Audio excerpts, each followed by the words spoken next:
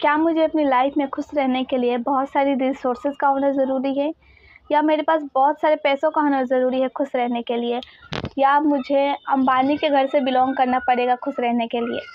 Hare Krishna everyone, I welcome you all to this channel.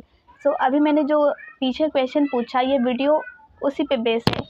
ये video मैंने इस purpose से बनाई है कि ये जो लोग फील करते हैं स्टक अपनी लाइफ में, या जो लोग भी फील करते हैं कि मेरे पास तो कुछ भी नहीं है ग्रेटिट्यूड या हैप्पी फील करने के लिए, तो ये वीडियो उन लोगों के लिए है।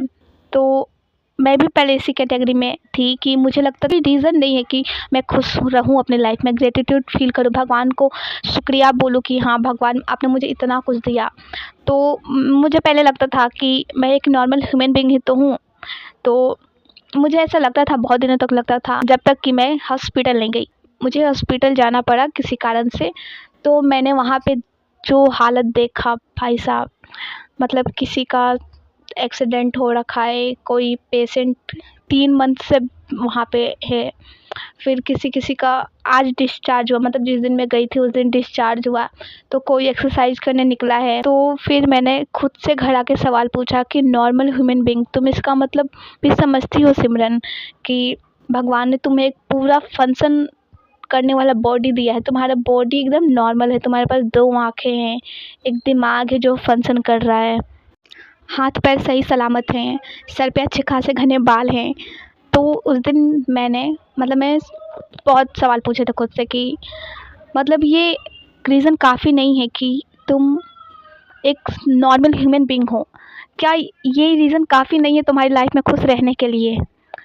अभी मैंने कुछ दिनों पहले एक न्यूज़ पढ़ा था, आप लोग भी पढ़े होंगे, मुझे पक्का पता है, कि जिसमें एक फ़ादर अपने बच्चे के लिए उन्होंने सुप्रीम कोर्ट से ऑर्डर लिया कि उस बच्चे को वो अपनी मर्ज़ी से मतलब मार देना चाहते हैं, क्योंकि उसका ब्रेन बिल्कुल फंक्शन नहीं कर रहा था, उसकी बॉडी सही सलामत थी, बट उसे पाइप से खाना दिया जा रहा था, वो सिर्फ़ एक ज़िंदा लाश की तरह था। उसमें बस एक ही कमी थी कि उसका ब्रेन फंक्शन नहीं कर रहा था। लेकिन मेरा तो ब्रेन भी फंक्शन कर रहा है, मैं कितने प्रिविलेज हूँ।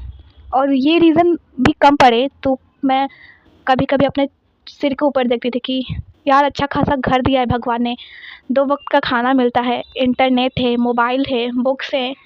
वो अलग बात है कि मैं पढ़ती नहीं हूँ, बट ये रीज़न बहुत बड़ा रीज़न है मेरी लाइफ में खुश रहने के लिए। और जो सेकेंडरी चीज़ें हैं, जॉब, एग्ज़ाम, फ्रेंड्स, रिलेशनशिप, जो लोग आजकल बहुत परेशान रहते हैं, इवेंचुअली वो सब ठीक हो जाते हैं, लेकिन एक बार इंसान ही ना रहे तो वो सब किस काम के? तो उस दिन से मैं अपने एग्जिस्टेंस को सेलिब्रेट करने लगी कि यार मैं अभी सही सलामत इस धरती पे हूँ। तो क्या ये रीज़न काफ़ी नहीं है मेरे खुश होने के लिए? अगर ये रीज़न भी मुझे कम पड़े तो फिर मैं एक बहुत लालची इंसान हूँ। और फिर उस दिन से मैं लाइफ का मोटो बना लिया कि जो प्राप्त है वो पर्याप्त है। मुझे 2 वक़्त का खाना मिल रहा है, फैमिली पूरी अच्छी खासी है, तन पे कपड़ा है, छत सिर के ऊपर मकान है। अब मुझे क्या ही चाहिए? और जो भी इसके अलावा जो भी चीज़ें हैं वो मैं मेहनत करके पा लूँगी, इवेंचुअली मेरे पास सब कुछ आ जाएगा। लेकिन भगवान ने मुझे साँसें दी हैं, मेरे ऑर्गन सही सलामत काम कर रहे हैं, मेरे पेरेंट्स खुश हैं, मुझे कभी हॉस्पिटल का रास्ता नहीं देखना पड़ा कि मेरी कोई बड़ी सर्जरी हो रही है। तो हमारा होना ही बहुत बड़ा स्ट्रॉन्ग रीज़न होता है कि हम भगवान को थैंक यू बोलें। और हम पता नहीं इंसान क्यों नहीं ये बात को समझते हैं कि भगवान ने इतना अनमोल जीवन दिया है, उसके लिए तो हमें कम से कम ग्रेटिट्यूड फील करना चाहिए। हम कितने लालची हैं कि हम सेकेंडरी चीज़ों के लिए भगवान ने जो हमें अनमोल जीवन दिया है उसको भी भूल जाते हैं, उसके लिए भी कभी थैंक यू नहीं बोलते हैं। फिर मैंने इस चीज़ पे बहुत ज़ोर दिया कि मेरी लाइफ में कुछ भी हो, पर मैं अपने एग्जिस्टेंस के लिए भगवान को हमेशा थैंक यू बोलूँगी। और ये बहुत बड़ा रीज़न है मुझे हमेशा हैप्पी फील करने के लिए। इसके अलावा मुझे लाइफ में और कुछ नहीं चाहिए। मैं हूँ तो बाकी सब चीज़ें आ जाएँगी।